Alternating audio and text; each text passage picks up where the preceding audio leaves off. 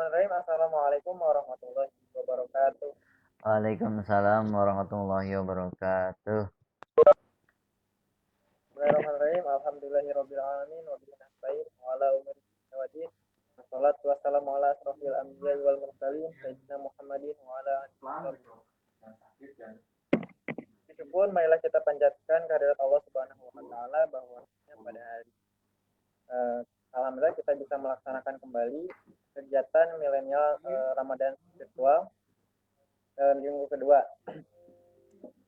Salawat beserta salam semoga selalu tercurah limpahkan kepada junjungan alam Nabi besar Muhammad sallallahu alaihi wasallam. Baik, saya ini sebagai host pada kegiatan hari ini akan membacakan susunan acara. Acara yang pertama yaitu pembukaan, acara yang kedua penyampaian materi, acara yang ketiga sesi tanya jawab, yang keempat doa tutup. Baik, kita menunggu teman-teman yang lain yang belum bergabung. Marilah kita buka acara ini dengan bacaan basmalah bersama-sama. Bismillahirrahmanirrahim. Alhamdulillah, acara setelah kita buka, langsung saja kita menuju ke acara yang kedua yaitu penyampaian materi. Pada pemateri, waktu dan tempat saya persilahkan. Bismillahirrahmanirrahim. Assalamualaikum warahmatullahi wabarakatuh. Waalaikumsalam warahmatullahi wabarakatuh. Alhamdulillahirabbil alamin wa bihi nasta'in wa ala umuri dunya waddin. Wassalatu wassalamu ala asrofil anbiya'i wal mursalin wa ala alihi wa sahbihi ajma'in. Amma ba'du.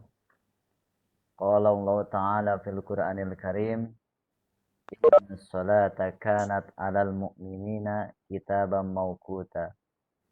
Wa qala aidan wa aqimus sholata wa atuz zakata warka'u ma'ar raki'in. Wa qala kadzalik aqimis sholata liduluki syamsi ila ghasaqil laili wa qur'anal fajr. Inna qur'anal fajri kana mashhuda. Orangnya ngeblok jadi gimana sih? Gila.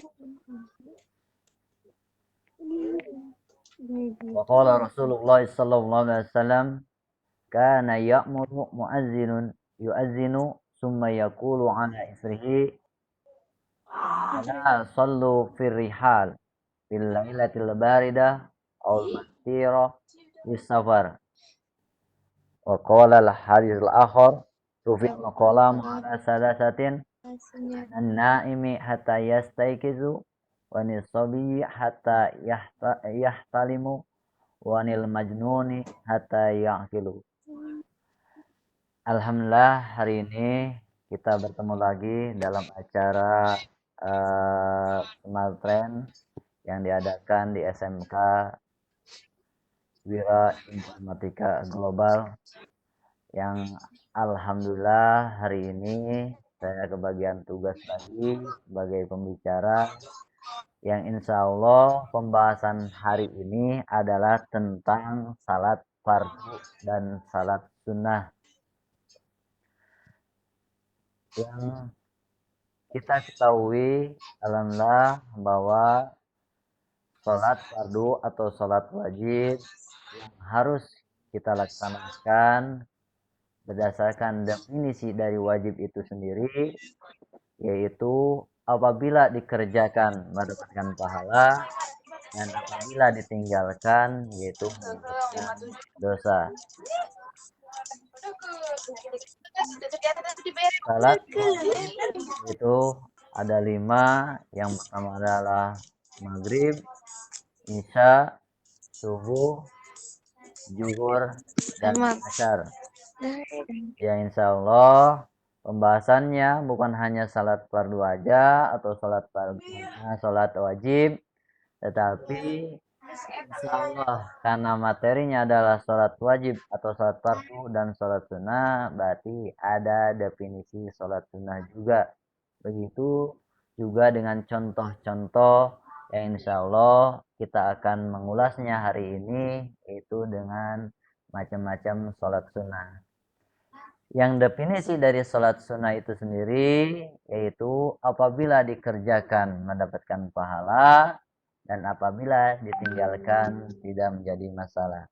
Nih, ya, kalau Allah Ta'ala fil Qur'anil Karim yaitu tentang kewajiban melaksanakan sholat fardu yang pertama yaitu dalam surat An-Nisa ayat 103.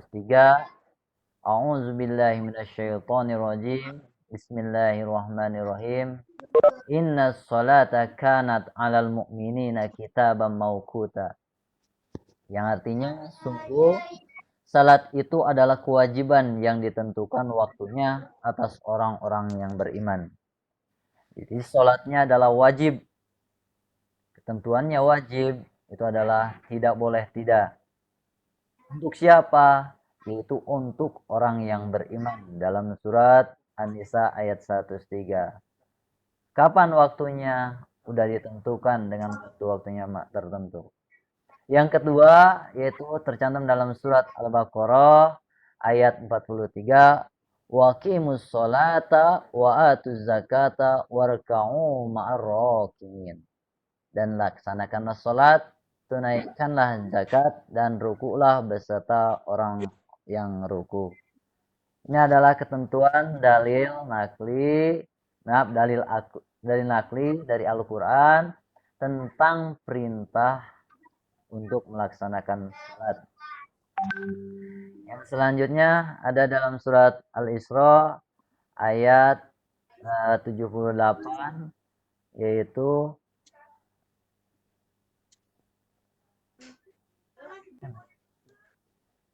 ini waktu itu dalam surat Al-Isra ayat 78 Aqimis sholata liduluki syamsi ila ghasaqil laili wa qur'anal fajri inna qur'anal fajri kana masyhuda. Laksanakanlah salat sejak matahari tergelincir sampai gelapnya malam dan laksanakan pula salat subuh. Sungguh salat subuh itu disaksikan oleh malaikat. Yang selanjutnya ada pembahasan yaitu tentang bagaimana cara melaksanakan sholat. Pembahasannya nanti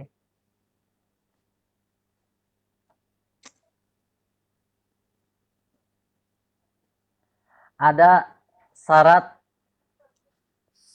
sholat, rukun, dan yang membatalkannya sholat. Apa itu syaratnya? Yang pertama adalah suci dari hadas. Yang kedua, suci dari najis. Tempat yang suci.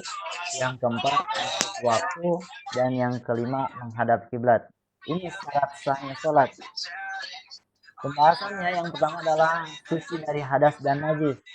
Ketika kita mau melaksanakan sholat, tetapi ada najis yang menempel dalam anggota tubuh kita atau suatu hal yang akan kita laksanakan ketika kita melaksanakan sholat itu sendiri, maka tidak sah untuk sholatnya.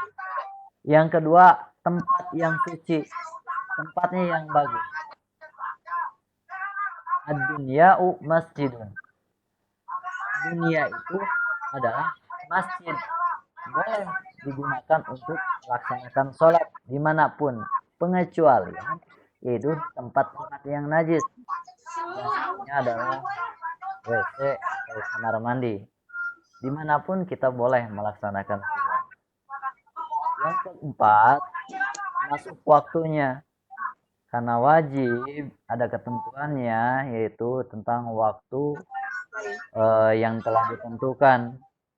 Maghrib, Isya,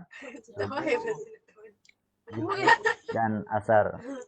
Tidak bisa ditukar waktunya atau misalkan karena lupa kita melaksanakan sholatnya jadi bertukar tempat karena waktunya udah ditentukan dengan waktu masing-masing. Dan yang kelima, menghadap kiblat. Ini ketentuannya. Tapi bagaimana kondisinya ketika berhubungan dengan yang tadi, yang ketiga, tempat yang suci.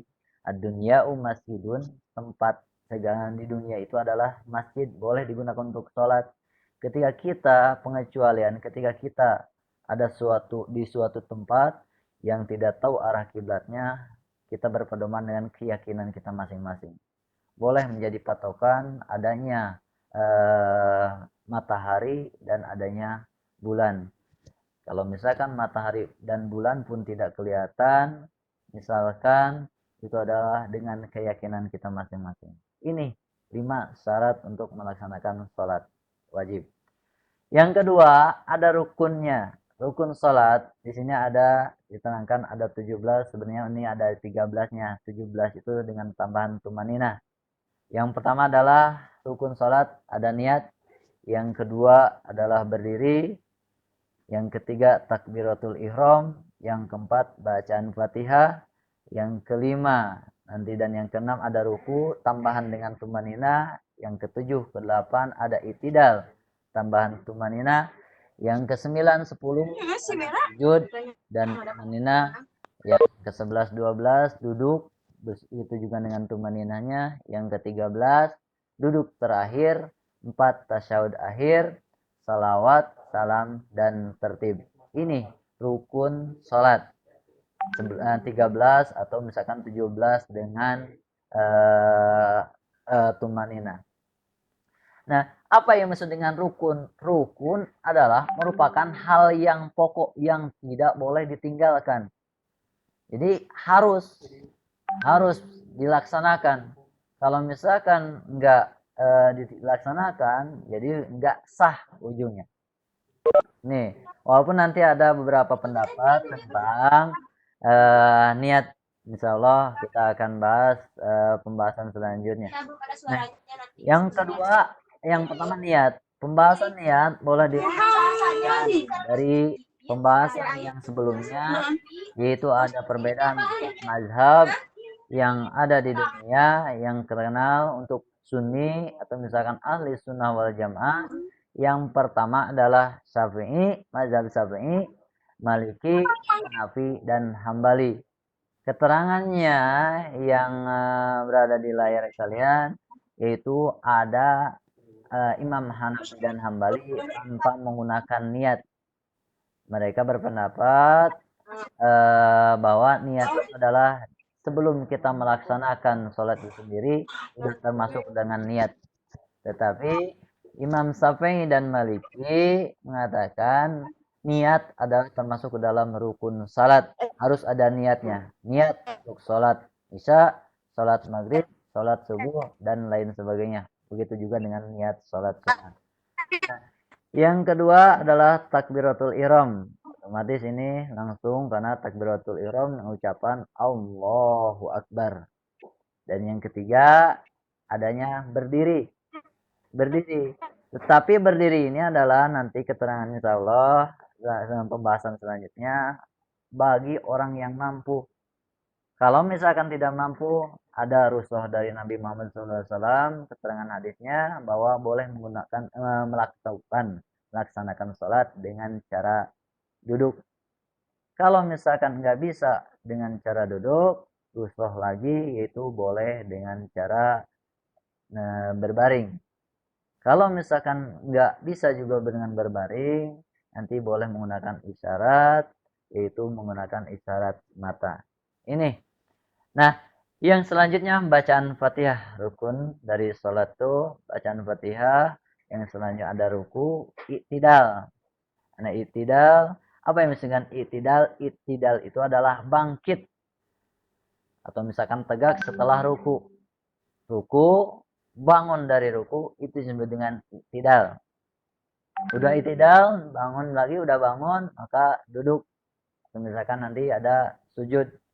Nah, sujud, nanti setelah sujud ada duduk di antara dua sujud, terus misalkan sujud lagi, atau nanti ada tasyahud awal kalau misalkan yang 3 rakaat dan yang 4 rakaat. Tapi kalau misalkan yang 2 rakaat tidak ada tasyahud awal, langsung tasyahud akhir. Yang selanjutnya membaca salawat, salam, dan tertib. Nah, pembahasannya yang 17 dari rukun itu ada tumanina. Apa yang dengan tumanina? Tumanina itu adalah menurut Syekh Salim bin Samir Al-Hadrami dari Safinatun Najah mengatakan bahwa yang disebut dengan tumanina itu adalah diam sejenak setelah gerakan sebelumnya.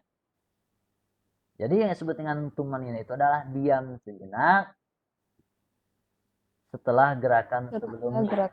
Dengan kadar berapa lama? Dengan kadar bacaan subhanallah. Allahu Akbar, misalnya subhanallah, itu adalah yang disebut dengan tumanina. Ini pembahasannya. Nah, balik lagi ke pembahasan yang tadi, ada rukun salat, ada juga yang membatalkan salat. Ada 11 yang membatalkan salat. Yang pertama adalah sengaja berbicara.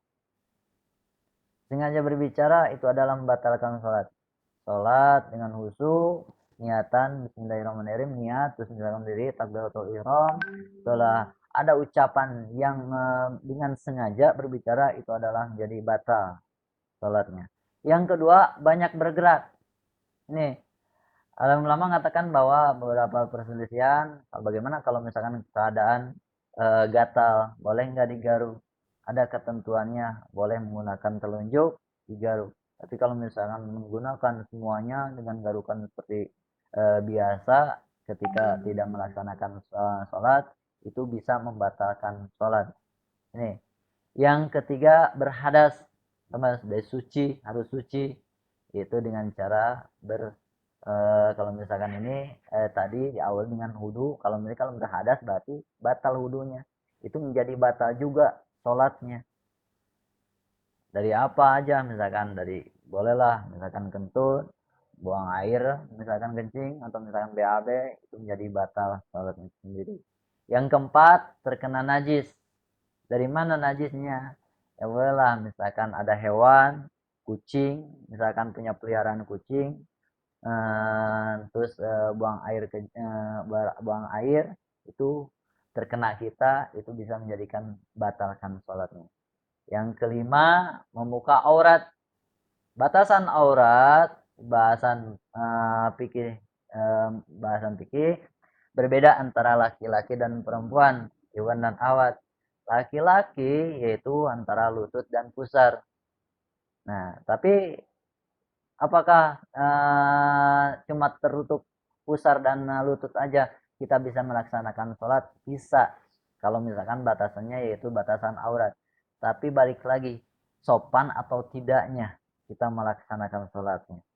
Tapi bagaimana dengan aurat perempuan? Aurat perempuan lebih spesifik lagi, yaitu antara cuma telapak tangan dan muka aja. Ini nih pembatasan aurat. Dan yang ketujuh adalah berpaling kiblat, berubah kiblatnya. Ini misalkan ini tidak menjadi sah sholatnya, jadi batal. Pengecualian nantinya berpaling kiblat itu adalah ketika kita dalam perjalanan, misalkan dalam kendaraan, pesawat, atau misalkan kapal. Ini perubahan kiblat dengan sendirinya. Ketika kita sedang melaksanakan sholat, atau misalkan baik berdiri atau misalkan duduk dalam pesawat, ketika arahnya berubah itu bukan menjadi permasalahan. Dan yang ke-8, makan, 9 minum, yang 10 tertawa, terbahak-bahak atau misalkan ya tertawa dengan penyengajaan.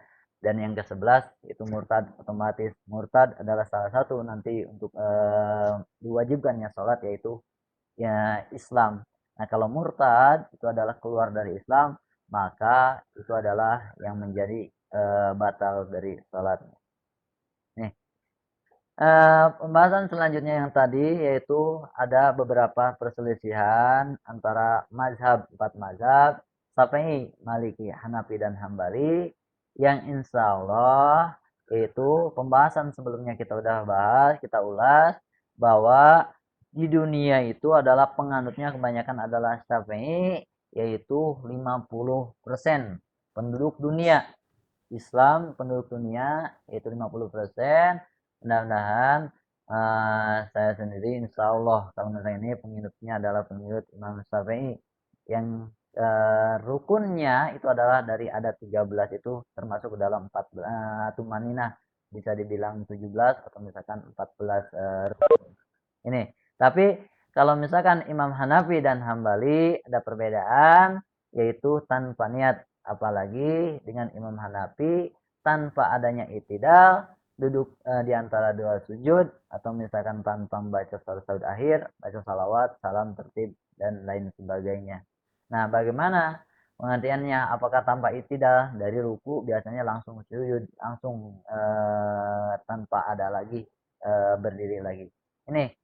Nah, pembahasan ini adalah yang disebut dengan pembahasan tentang sholat fardu atau misalkan sholat wajib.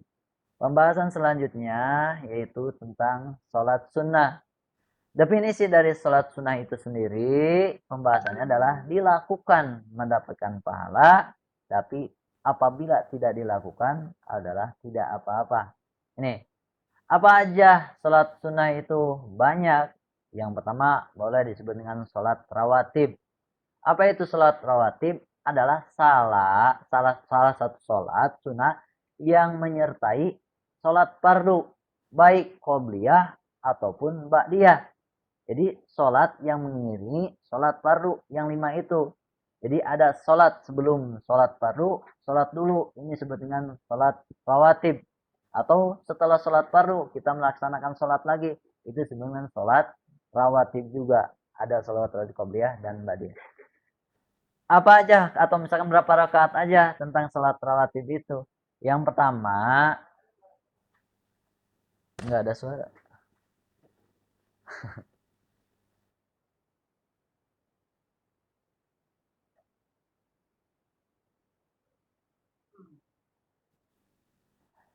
Yang pertama adalah 2 rakaat sebelum subuh.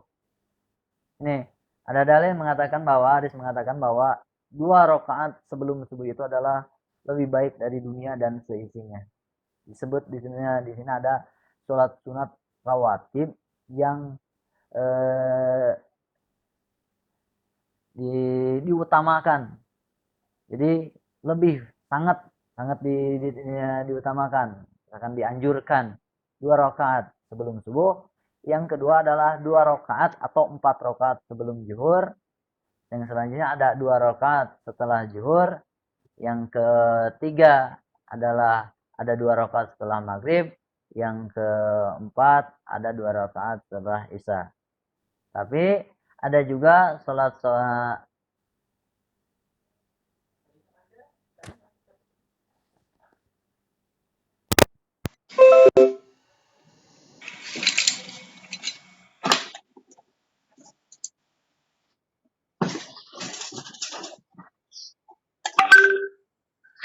Halo, cek sound ada.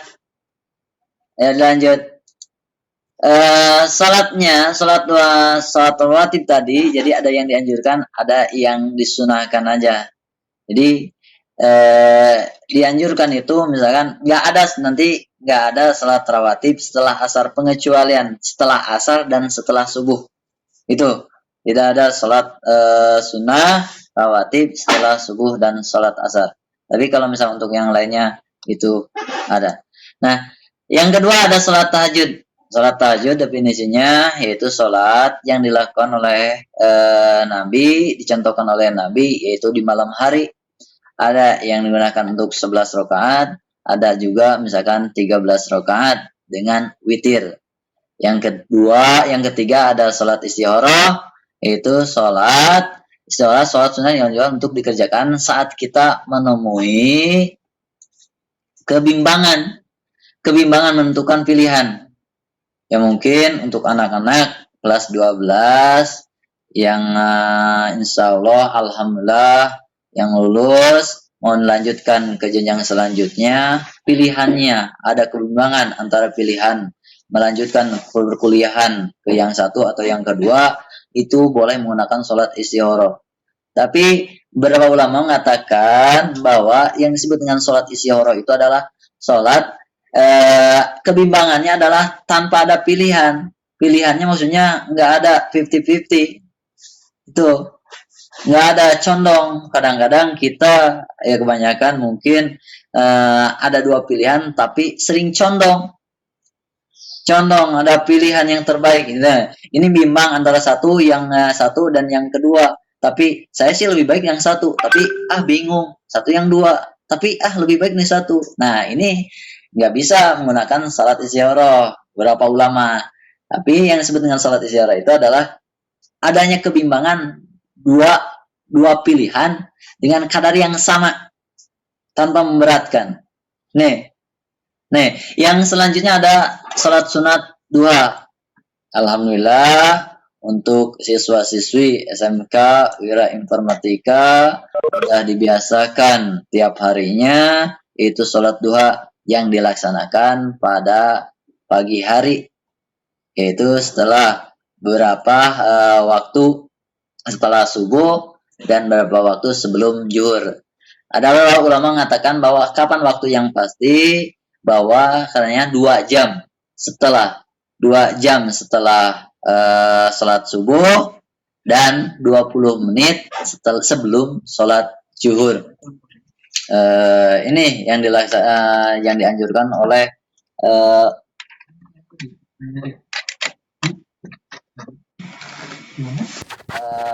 berapa ulama. Nah, ada juga keterangannya yaitu tentang sholat sunnah yang lain, sholat hajat. Nih, apa yang ingin kita yang ingin kita inginkan bahasanya yang ingin kita inginkan itu adalah menggunakan sholat hajat.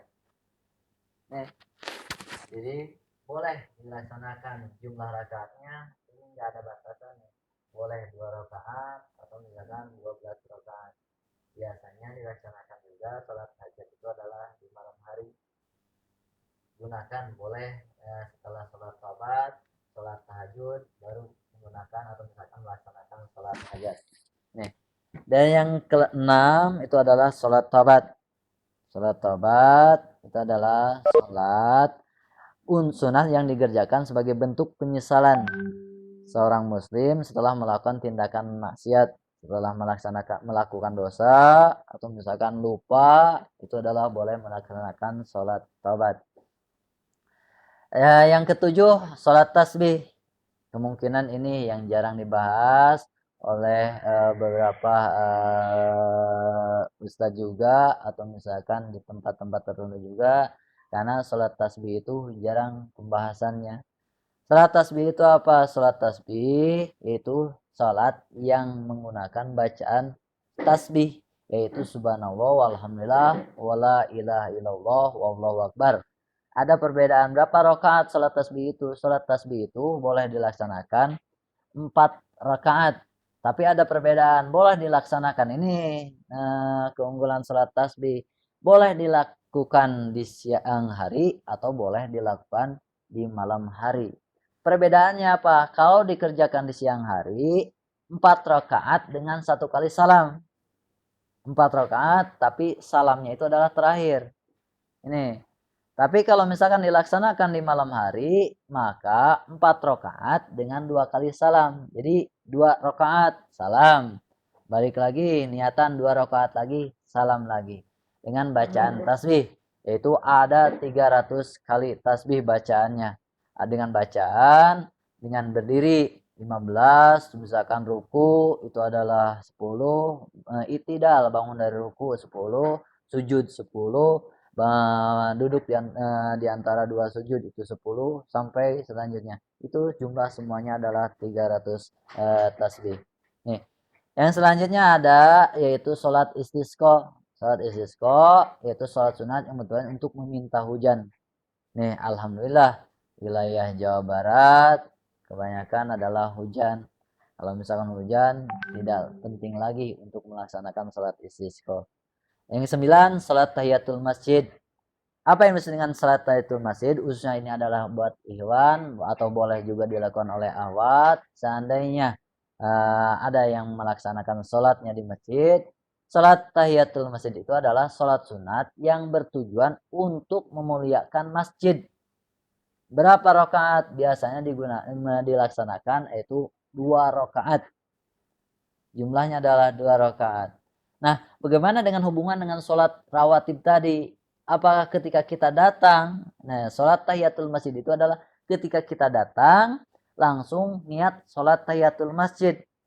Enggak duduk dulu, tetapi langsung sholat sunat tahiyatul masjid.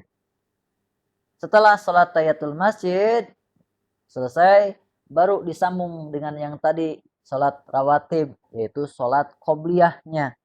Ini jangan ketukar, jangan dulu sholat rawatib dulu, qobliyah dulu, baru sholat tahiyatul masjid. Ini yang biasanya untuk laki-laki sering dilaksanakan pada hari Jumat sebelum sholat Jumat. Ada kebanyakan yang melaksanakan sholat tahiyatul masjid. Setelah waktu Jumat masuk, baru melaksanakan sholat qobliyah atau misalkan ya sholat rawatib.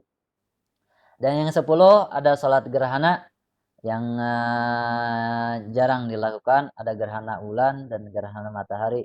Yang ke-11 ada sholat witir. Sholat witir adalah sholat yang dilakukan dengan jumlah bilangan yang ganjil. Boleh, misalkan ada yang 1, ada yang 3, ada yang 5, ada yang 7 rakaat. Itu yang 3 rakaat kebanyakan ada yang 2 rakaat salam, yang terakhir 1 rakaat salam. Tapi ada beberapa ulama mengatakan boleh dengan menggunakan 1 kali salam. Bedanya dengan sholat maghrib. Kalau sholat maghrib 3 rakaat dengan 2 kali salam, tetapi sholat witir boleh dilakukan 3 rakaat dengan 1 kali salam, yaitu salam terakhir. Nih, kewajiban melaksanakan sholat. Nah ini tadi salat fardu atau sholat wajib itu adalah wajib dilaksanakan. Kalau misalnya enggak, menjadi dosa. Bagi siapa? Bagi orang muslim. Orang yang merasa dirinya beriman kepada Allah, itu adalah wajib. Ini bagaimana cara melaksanakannya? Semua perintah Allah dalam Islam itu sesuai dengan kemampuan hambanya. Fattaqullaha mastata'tum. Itu dalam surat At-Tahabun ayat 16. Ini, jadi bertakwalah kamu kepada Allah semaksimal kemampumu. Maksudnya ini adalah kewajiban salat dilaksanakan atau dianjurkan untuk berdiri, tetapi ketika tidak bisa berdiri boleh dilaksanakan dengan cara duduk. Kalau misalkan tidak bisa dengan cara duduk, boleh dilaksanakan dengan cara berbaring. Nih, yang selanjutnya kewajiban salat di masjid bagi laki-laki. Maaf, untuk ini saya sendiri belum bisa untuk melaksanakan kelima waktunya dalam salat di masjid. Baru beberapa waktu aja yang bisa dilaksanakan berjamaah di masjid. Yang ketiga, orang yang sakit tetap wajib sholat. Bagaimana sholatnya? Dengan ketentuan yang tadi, yaitu ketika orang yang sakit itu tetap harus sholat. Alasannya nggak bisa berdirinya, kata Nabi, duduk. Alasannya tidak bisa duduk, berbaring. Jadi tidak ada alasan untuk melaksanakan sholat. Pak, udah sekarat berbaring juga enggak. Nanti ada ketentuannya bahwa ini adalah boleh dilakukan dengan cara isyarat, yaitu dengan cara mengedipkan mata. Kewajiban untuk sholat tercantum dalam surah hadis Nabi, yaitu ini ada dari An-Nasai hadis 7307, dari Abu Daud hadis nomor 4403, Ibnu Hibban nomor hadis 143 mengatakan bahwa rufi'al qalamu ala salasatin anin naim hatta yastaiqiz wa nisabi hatta yahtalim wa nil majnun hatta yaqilu. Yang artinya adalah pena catatan amal diangkat dari 3 jenis orang. Jadi Allah menyuruh malaikat tidak mencatat amalnya. Siapa aja? Yang pertama adalah orang yang tidur hingga ia bangun. Ketika kita ketiduran tidak sholat, itu berarti tidak termasuk ke dalam golongan yang melalaikan sholat, tapi karena kelupaan, karena ketiduran. Tapi bagaimana kalau misalkan kita udah sadar dari tidur itu? Wajib melaksanakan sholat. Ini. Yang kedua adalah anak kecil hingga ia balik. Anak kecil tidak diwajibkan untuk sholat, tapi boleh untuk pembelajarannya. Tapi ketika udah balik maka wajib melaksanakan sholat. Dan yang ketiga, wanil majnun hatta yakil, yaitu orang gila hingga ia berakal, orang gila tidak wajib untuk melaksanakan sholat. Nih dari hadis yang dijelaskan oleh Nabi Muhammad SAW. Nah, yang selanjutnya ada memperbolehkannya menjamak sholat. Sholat bagaimana dalam keadaan kita safar. Jamak itu boleh dilaksanakan ketika kita dalam keadaan safar. Beberapa hadis mengatakan bahwa ada 80 km jarak tempuhnya yang jauhnya. Tapi kalau misalnya kita sering kadang-kadang misalkan karena terjebaknya macet atau misalnya nggak ada masjid, ya sholat kadang-kadang melaksanakan sholat jamak ini. Ada dua definisinya, ada jamak takdim dan jamak takhir. Itu boleh digunakan ditarik ke awal atau ke akhir. Sholat apa aja yang bisa dijamak? Yang pertama otomatis ini termasuk dalam sholat yang fardu atau wajib. Yaitu yang pertama jamak antara zuhur dan asar. Boleh nantinya. Ada juga yang qashar, boleh dikurangi 4 rakaat jadi 2 rakaat. Nih ada jamak qashrian, ada jamak biasa. Nah, ada juga misalkan yang maghrib dengan yang isya. Jadi boleh ditarik ketika kita melaksanakan atau misalkan dalam perjalanan bahwa sholat zuhur dengan sholat asar. Sholat zuhur nggak sempat niatan dulu. Nanti sholatnya ketika asar disatukan antara asar dan zuhur. Atau misalkan kita ragu antara ketika asar dalam perjalanan, ya udah ditarik asar ke zuhur. Ya asarnya berarti di waktu zuhur. Sholat zuhur dulu baru sholat asar. Begitu juga sholat maghrib dan isya. Nih, jadi diperbolehkannya sholat untuk berjamaah. Nah, untuk pembahasan selanjutnya yaitu insyaallah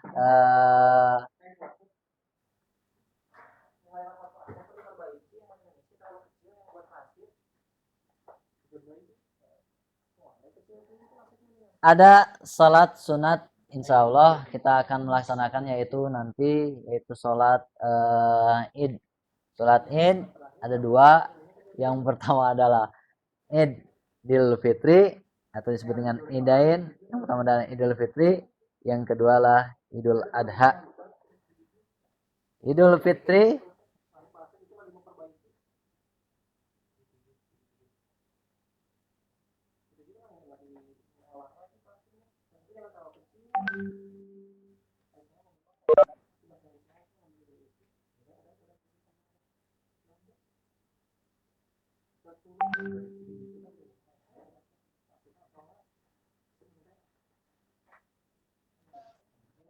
maaf ada gangguan teknik.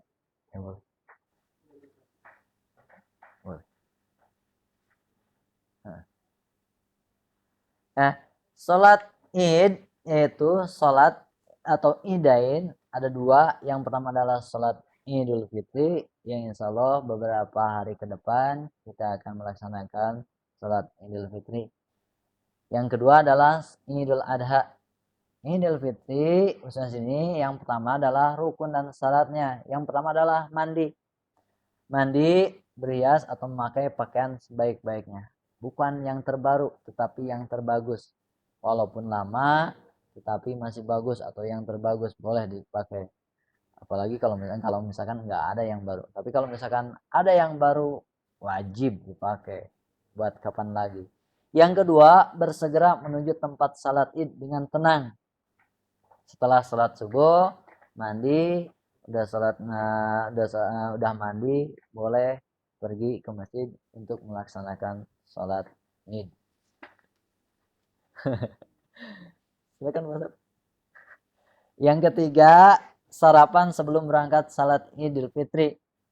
Perbedaan antara salat Idul Fitri dan Idul Adha, kalau misalkan Idul Fitri disunahkan untuk makan dulu sebelum pergi ke masjid.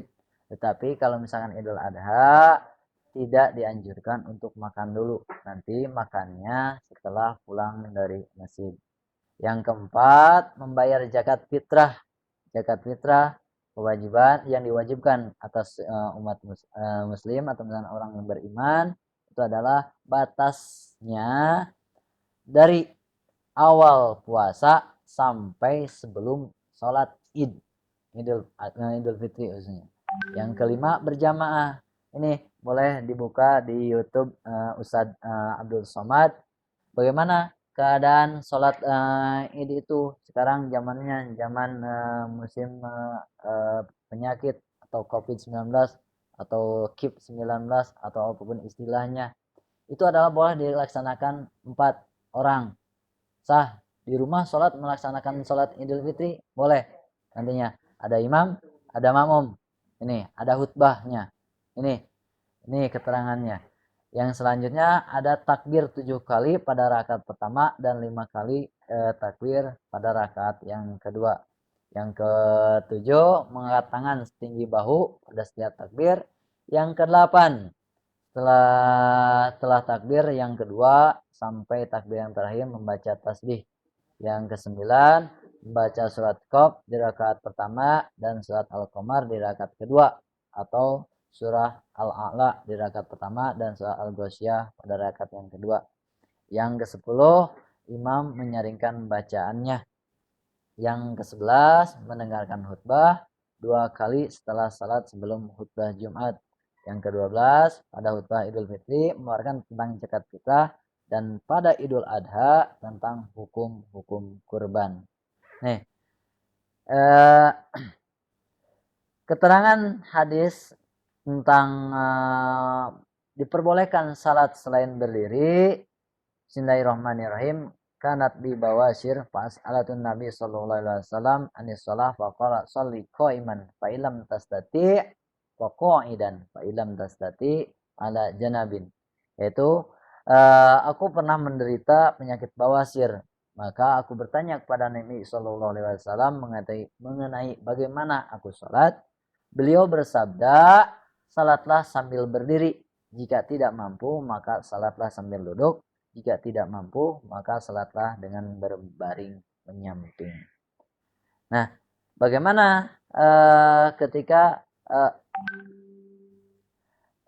kita dalam keadaan sakit yang sangat parah? Ketika dalam keadaan sakit yang sangat parah, maka boleh sholatnya itu ada dengan cara isyarat, isyarat mata, menggunakan isyarat mata. Ya, itu aja penjelasan hari ini. Mudah-mudahan ada manfaatnya. Kurang lebihnya saya pribadi minta maaf. Balikan lagi ke host Kak Aga. Enggak Kak Aga.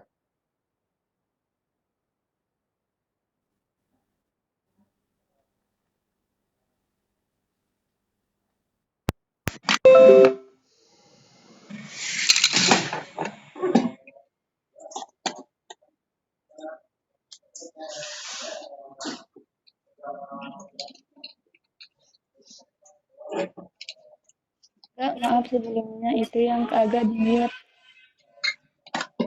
Gak di mute gak,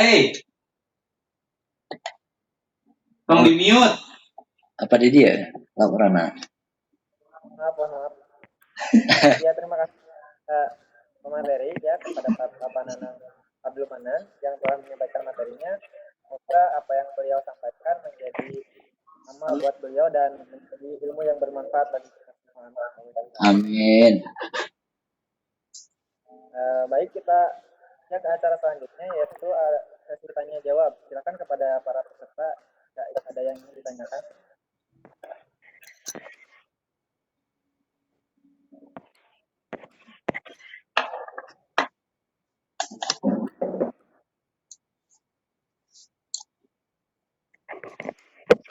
Silakan kepada para peserta ditanya jawab telah dibuka. Jika ada yang ingin ditanyakan silakan.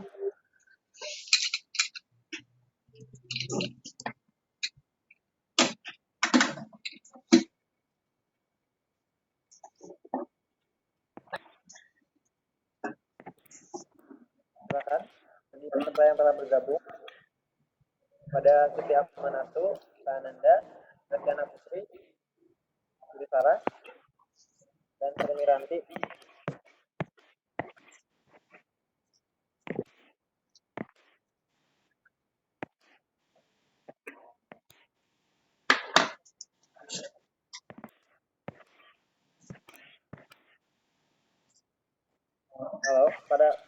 peserta bisa mendengar suara saya? Bisa. Allah bisa. Insya Allah bisa. Bagaimana, ada yang ingin ditanyakan tidak? Kalau misalnya tidak ada, kita bukan pertemuan kita kali. Mungkin sudah cukup. Kak Aga, maaf sebelumnya Anda mau bertanya. Saya cukup jelas ini.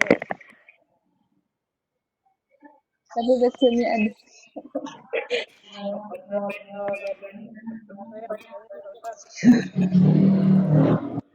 Boleh ditanya, boleh dijawab sendiri kagak?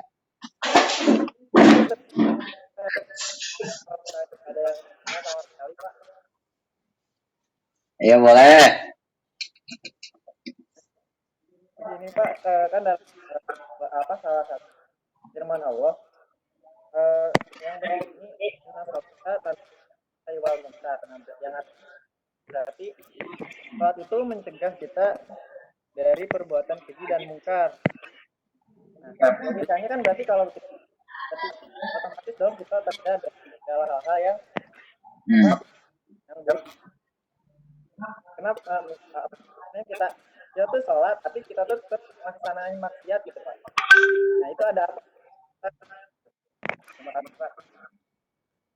Makasih pertanyaannya kagak mewakili yang lainnya. Mungkin yang lainnya harus dipancing dengan pertanyaan yang dari kagak dulu. Insyaallah pembahasannya yaitu yang ditanyakan inna sholata kanat alal gimana kagak mencegah dari perbuatan keji dan mungkar.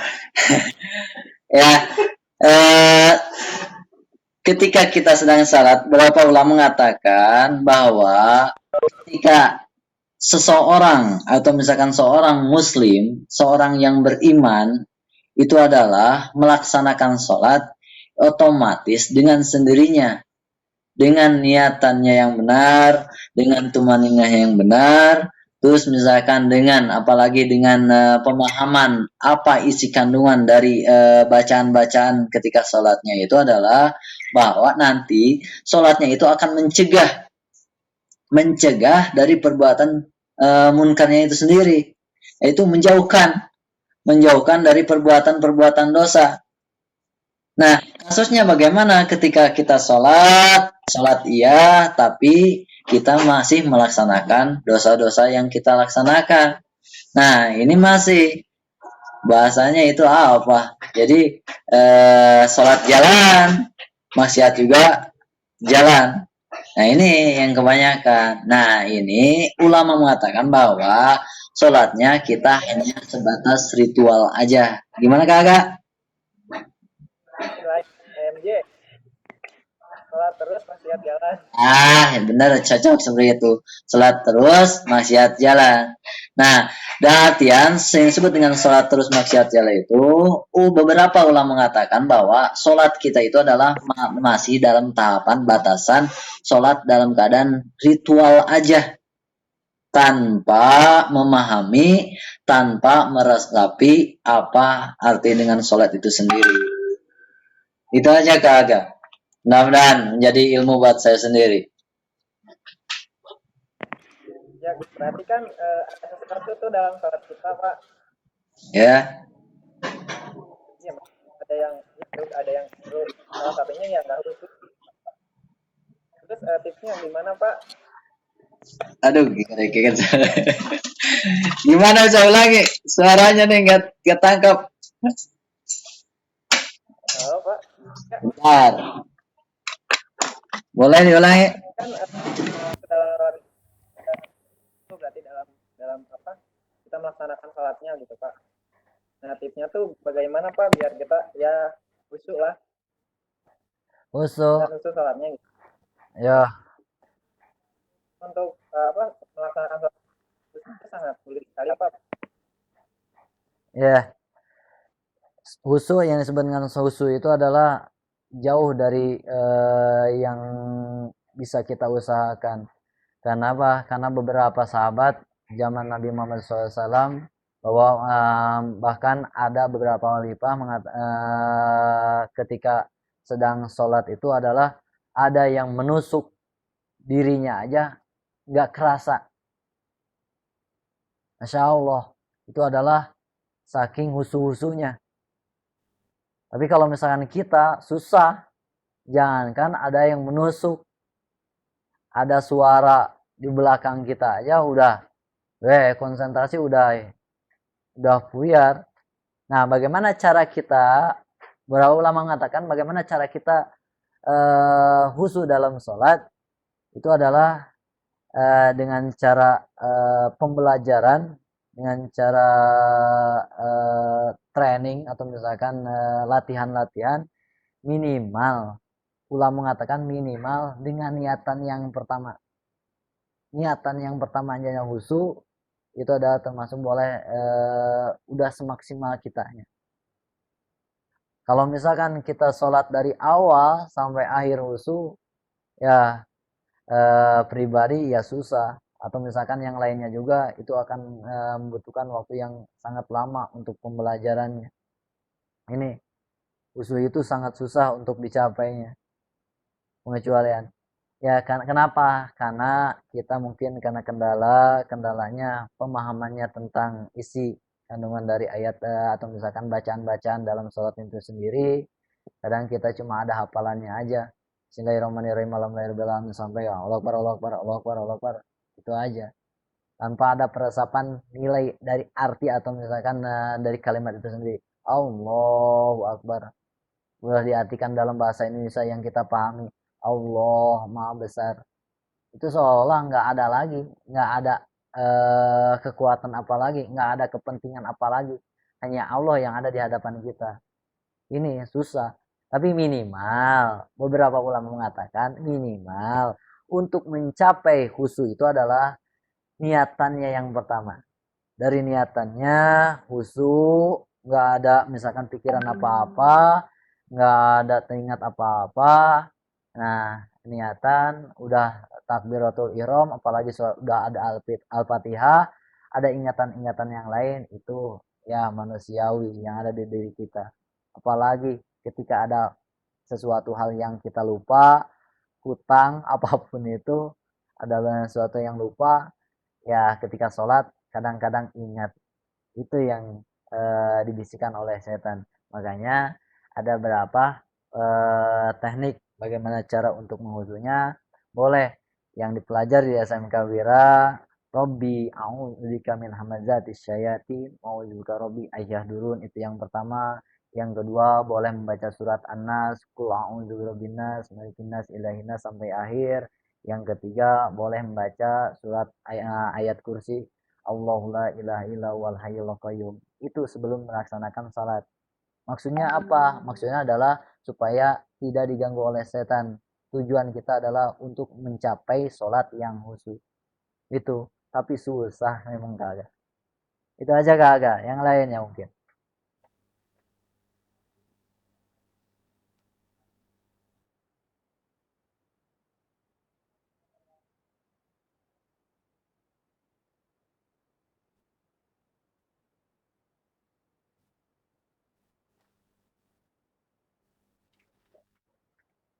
Terima kasih kepada Bapak Ustadz Danang ya yang telah menjawab pertanyaannya dengan cukup jelas. Silakan untuk selanjutnya kepada para peserta jika ada yang ingin ditanyakan. Sebelum kita tutup acara pesantren kali ini.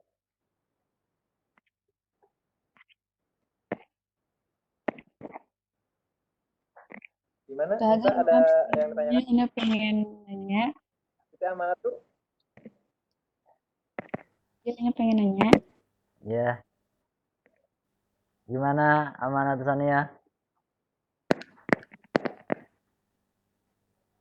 Bapak kan gini, bagaimana hukumnya perempuan yang berjamaah ke masjid? Itu aja. Sedangkan suka banyak yang bilang gitu perempuan lebih baik di rumah gitu. Ya. Ya. Oh, ya makasih. Terima kasih Bapak. Ya, sama-sama. Ya, untuk pertanyaan dari Siti Aminah Sania yaitu tentang hubungannya, pertanyaan tentang bagaimana hukumnya sholat untuk perempuan di masjid. Ini adalah ikhtilaf ulama bahwa perempuan boleh melaksanakan sholat di masjid atau boleh tidak di masjid. Tapi yang kebanyakan yang saya pahami bahwa perempuan itu adalah lebih baik sholatnya adalah di rumah. Itu kenapa? Karena contoh ada kemudahan untuk perempuan. Apakah beda? Nanti berarti beda pahala yang didapatkan oleh laki-laki dan perempuan. Laki-laki di masjid, perempuan enggak. Itu nanti keterangan nih. Ketika sholat Jumat, laki-laki sholat Jumat di masjid, perempuan enggak sholat Jumat, misalkan cuma di rumah aja. Itu dengan cara sholat zuhur. Nah, tapi ingin mendapatkan pahala seperti laki-laki yang sholat di masjid, mudah. Nantinya mungkin ketika yang udah berumah tangga, perempuan siapkan yang terbaik buat suaminya, siapkan bajunya yang terbaik, yang bersih, yang bagus, misalkan walaupun tidak baru.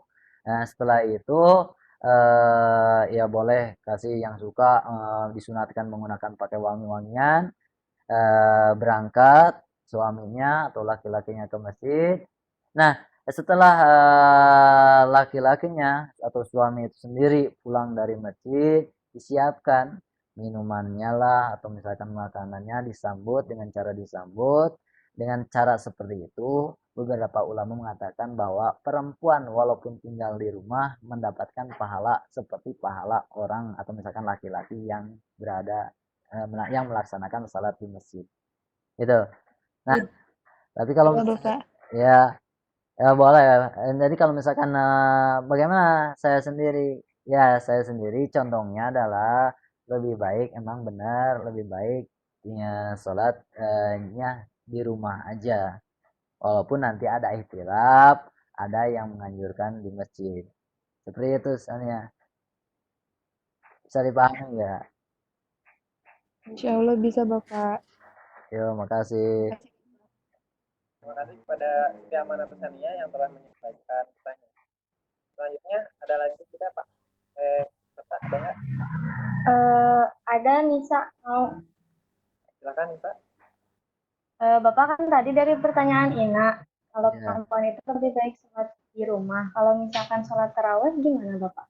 Biasanya kan sholat taraweh itu di masjid berjamaah. Iya, Seperti balik itu lagi Bapak. pertanyaan Nisa, Ananda yang sama nyambung dari pertanyaan dari Siti Amanatul Sania itu tentang sholat. Ini ketentuannya adalah ketentuan kesemuanya. Nanti bagaimana dengan ini? Itu adalah ikhtilaf. Ikhtilaf itu nanti tergantung pada condong yang mana kalian mengikutinya. Khususnya ada yang kita bahas yang kemarin atau yang tadi juga, itu tentang 4 mazhab itu sendiri. Imam Syafi'i, Imam Maliki, Imam Hambali, dan Imam Hanafi. Nah ini. Nah, yang saya utarakan tadi, bagaimana dengan jawaban dari Siti Amanah Tsaniyah? Jelasannya sama dengan kejelasan yaitu tentang tarawih itu sendiri. Seandainya ada tempat untuk tarawih berjamaah untuk perempuan bisa, bagi saya sendiri itu adalah lebih baik. Tapi bagaimana kalau misalkan Pak masih bergabung antara laki-laki dan perempuan? Laki-laki dan perempuannya ikhtilafnya ada yang perbolehkan dengan catatan syarat-syarat tertentu. Apa itu?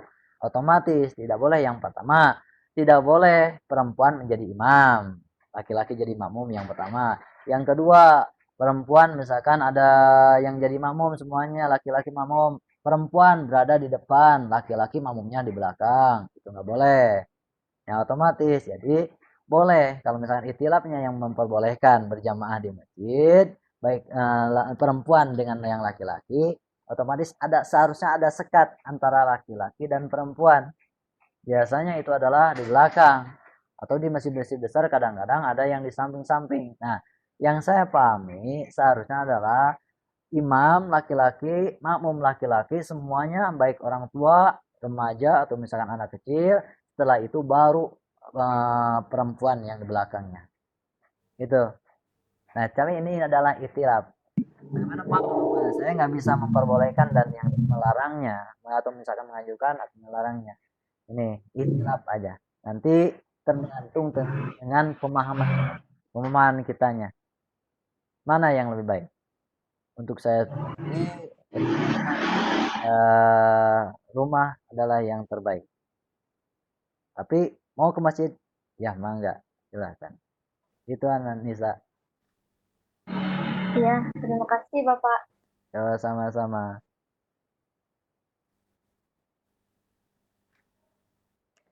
Alhamdulillah, terima kasih kepada seluruh peserta yang telah bertanya. Bagaimana dengan jawabannya? Jelas ya? Iya, insya Allah. Karena keterbatasan waktu, mungkin untuk sesi tanya jawab kita akhiri.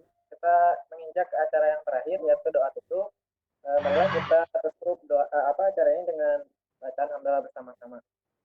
Alhamdulillahirobbilalamin. Terima kasih kepada pemateri yang telah menyampaikan materi dan kepada seluruh peserta yang telah bergabung pada kegiatan hari ini. Saya pamit undur diri. Wassalamualaikum warahmatullahi wabarakatuh. Waalaikumsalam warahmatullahi wabarakatuh.